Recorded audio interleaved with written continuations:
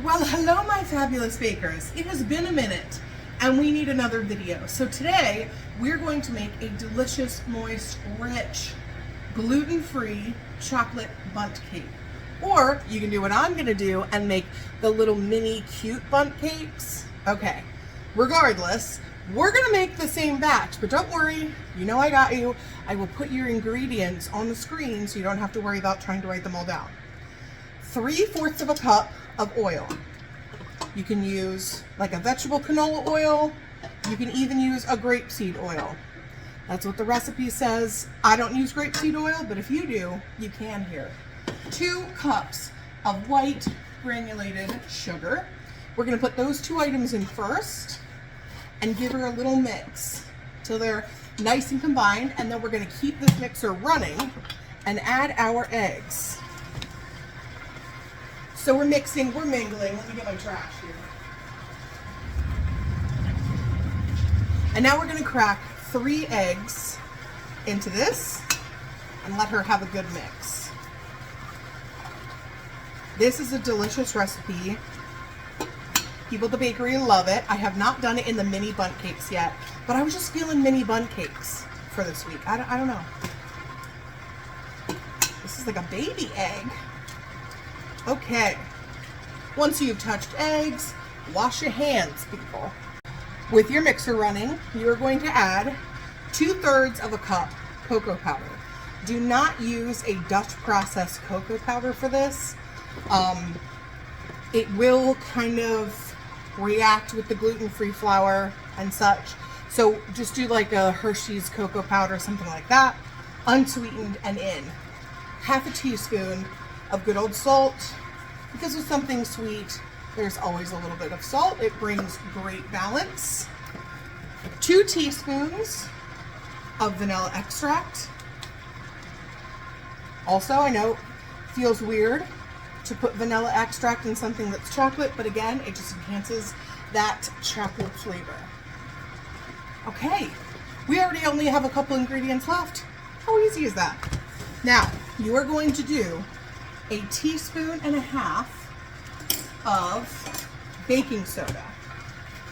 If you are adapting a recipe to use a cup for cup gluten-free flour, a little bit more of your rising agent.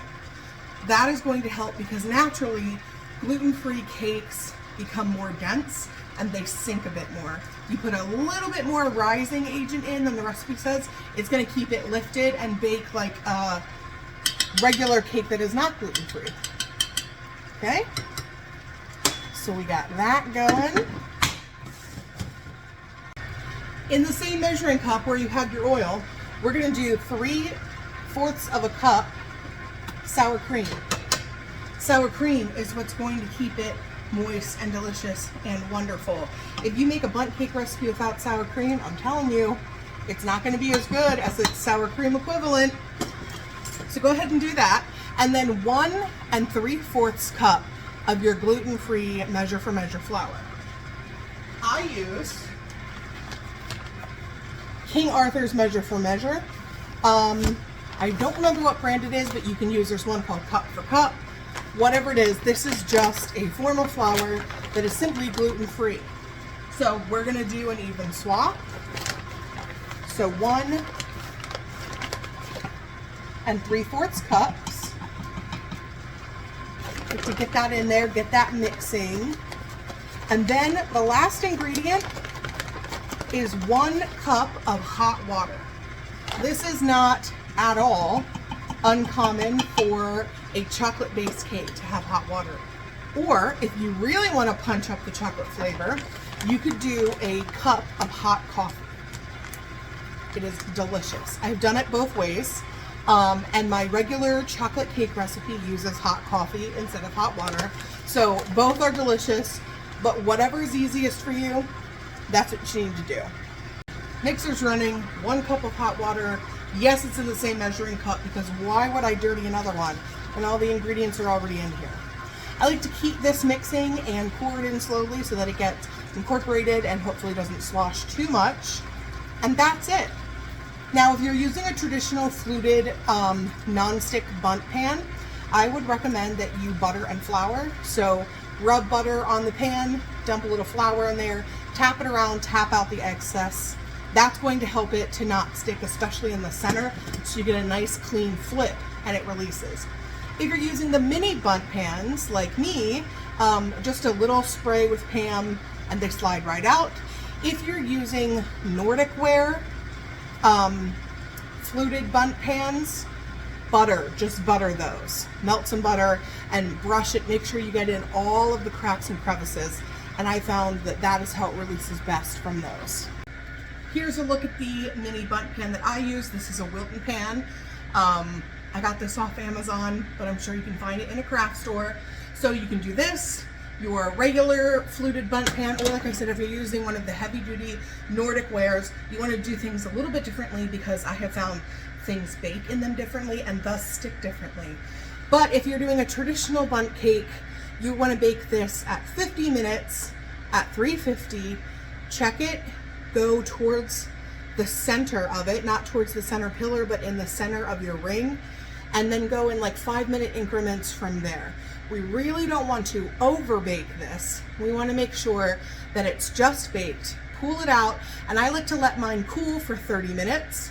Make sure I've loosened around the sides and the center, and then flip it out on a tray or a cake board to let it cool completely.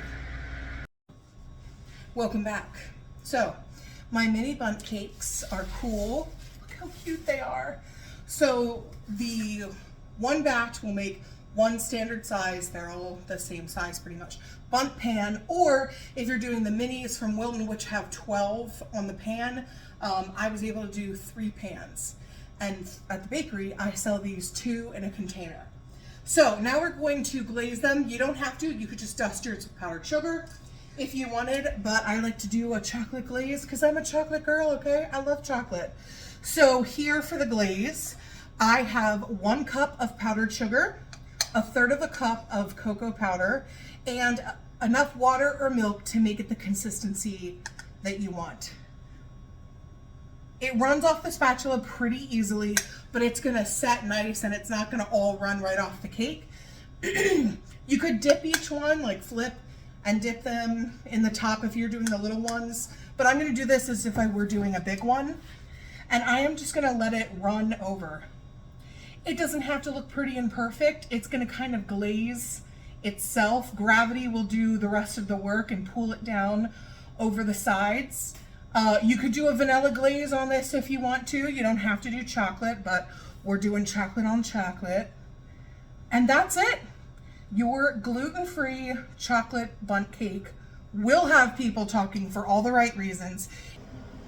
This recipe is perfect any time of the year for anyone. As long as you love chocolate, then we have got you covered. So if you haven't already, make sure that you have given this video a thumbs up or a heart, you've liked it. Make sure that you follow and subscribe and follow me on all my socials, which I'm going to put here on the screen for you, because you're not going to want to miss any of the other videos. Now, if you'd like to see something in particular, drop it in the comments if you'd like to see me make something. If you have any questions, I am by no means a master baker by any means, but I'm always happy to answer whatever questions and share whatever knowledge I have. So until the next video, you all have a sweet day.